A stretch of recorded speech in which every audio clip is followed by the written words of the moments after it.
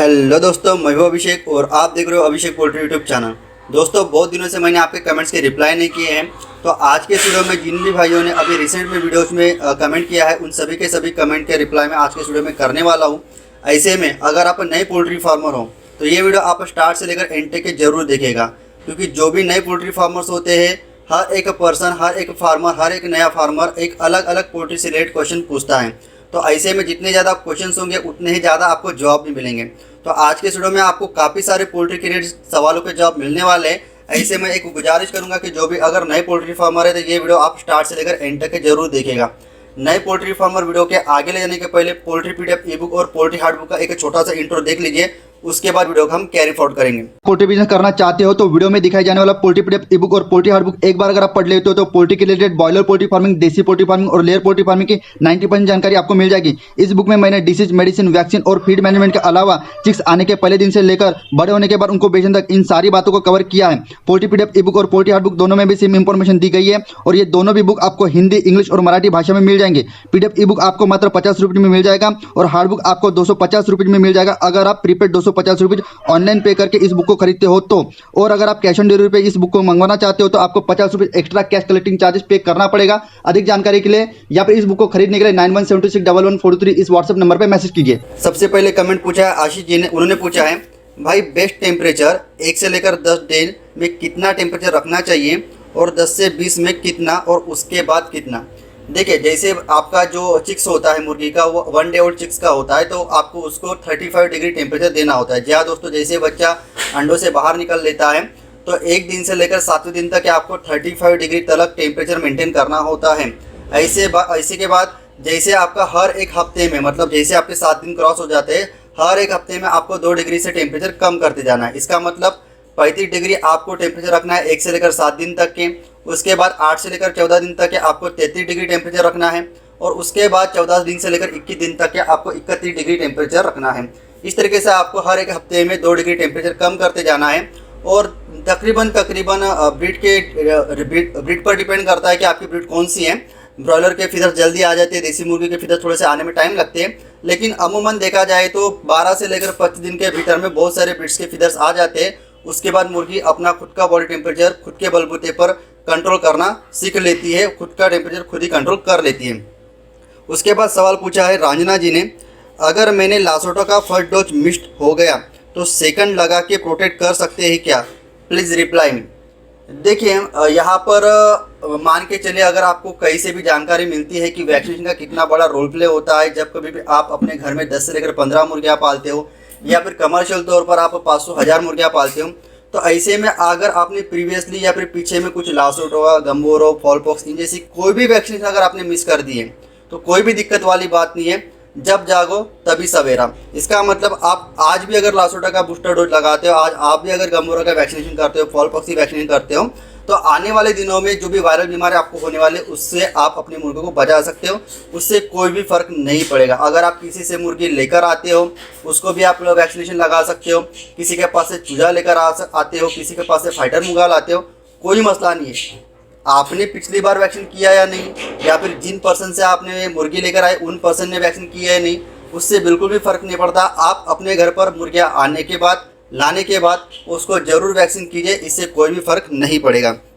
उसके बाद नेक्स्ट भाई का सवाल है, भाई RIR कहाँ से मिलेगा? कश्मीर में डिलीवरी होगी? देखिए, अभी कश्मीर में तो RIR कहाँ पर मिलती है इसके बारे में मुझे कोई आइडिया नहीं है, लेकिन 3 महीने के बाद हमारे खुद ही का, मतलब महाराष्ट्र में वर्धा में हैचरी का प्रोडक्शन शुरू हो रहा है। वहाँ पर आपको सभी ब्रीड्स अवेलेबल हो जाएगी, वहाँ पर हम आपको कश्मीर में भी डिलीवरी दे देंगे। उसके बाद लोहित कुमार जी ने सवाल पूछा है, please tell me vaccine and with their price group please.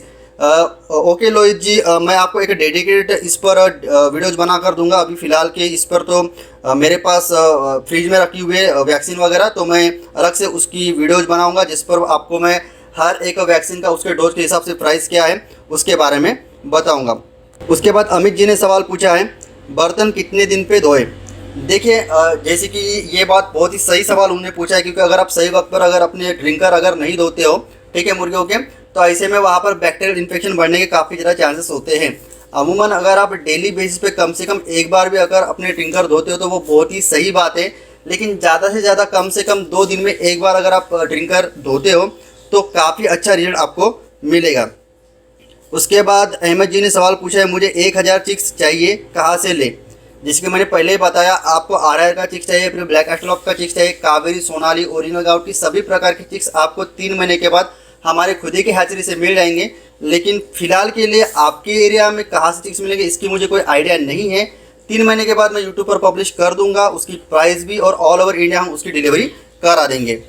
उनके बाद सवाल पूछा है माही जी ने, देसी मुर्गी फार्म गांव से कितनी दूरी पर बनाना चाहिए ताकि गांव वालों को परेशानी ना हो, फार्म से गंद आने का कोई दिक्कत ना हो, please reply me sir ji.